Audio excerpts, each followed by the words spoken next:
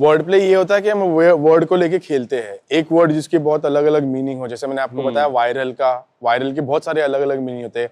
Viral internet पे भी होता है, वायरल बीमारी में भी होता है। जैसे मैंने एग्जांपल मेरे गाने में दिया था हिप हॉप बजेगा में कि थूका तो फाइन पर चूमा तो फाइन है। That means if you spit it's fine, but if you kiss someone, then there's a fine on you. Like you'll be charged a fine. So bars. That's basically like a word fine, which I opened it like I exposed two different meanings of that word fine to form one particular sentence. Yeah.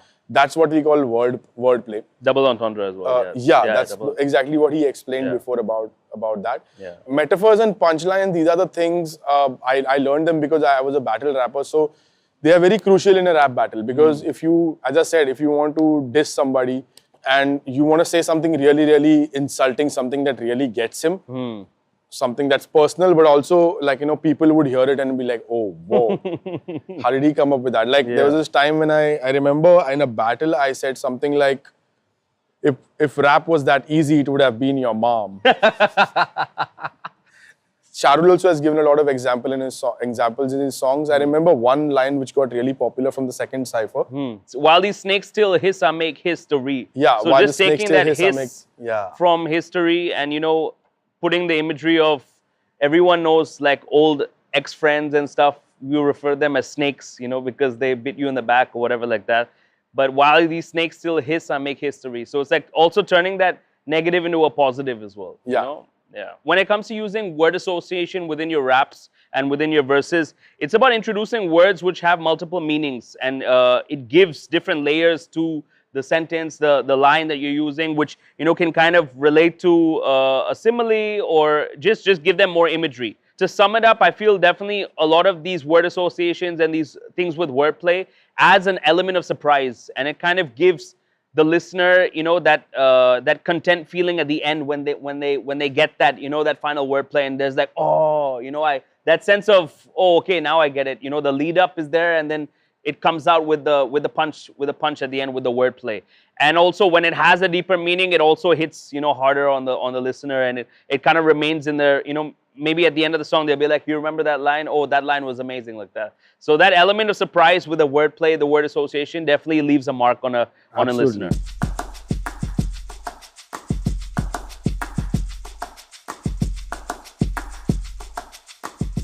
Rule number one for me when it comes to hooks: simple and catchy. The most simplest, the most catchiest.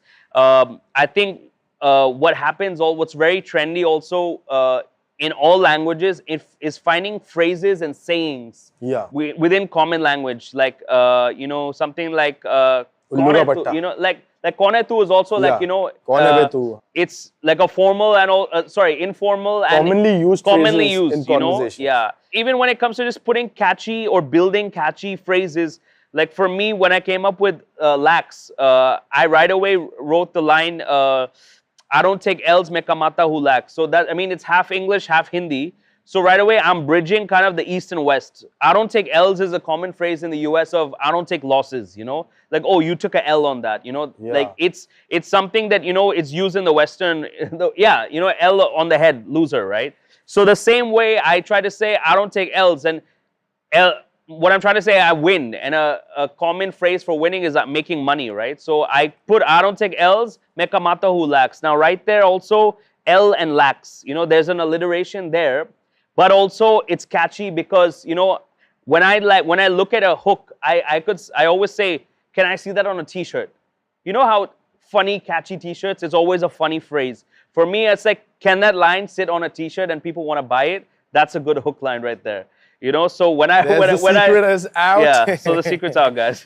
But I don't take L's, me kamata hu lax. Right away, I was like, wow, this is something, people can wear proudly because, people get, told off, oh, you're doing this for money. But at the end of the day, if it's paying your bills, then who really cares, So I think go with your gut feeling always when it comes to writing a hook. Just hear always what the beat is asking from you, at the end of the day. And then work from there, build it off the little things, the melodies, the first word that you end up freestyling as well. And it kind of forms its way into a hook. You make something that people would want to keep with them for life. like, you know, a quote which relates to most of the people, Yeah. a line that's so witty that everybody wants to keep cracking it as a joke or wear it on a t-shirt, Yeah. as you said rightly, that needs to be your hook, because people are only going to remember what you're singing in the hook most of the times.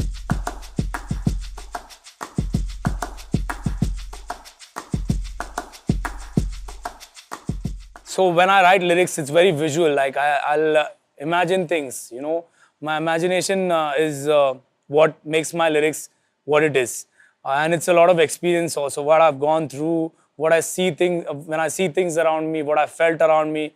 I just try to bring it out from my pen, and some things just come out very naturally for me. Like some lines just come out.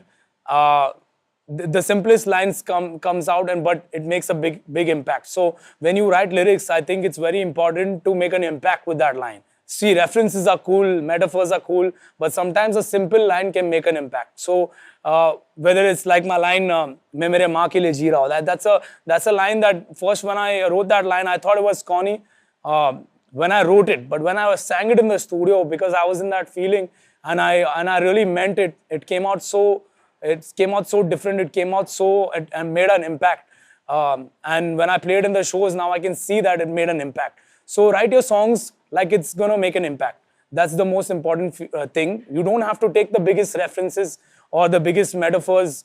It has to come out very naturally. Metaphors and references have to go with your flows also. Like you can write the best punchlines and the best metaphors, and if your flow is not right, it's not gonna come out nice, you know. So concentrate on writing your lyrics to make an impact. That will help you a lot. And lyrics should be from your heart and a part of your mind, you know, and it should come from your gut. It should be something that you should be proud of. So write whatever you think is going to come out from your heart and a little bit of your mind, and I think you'll get it.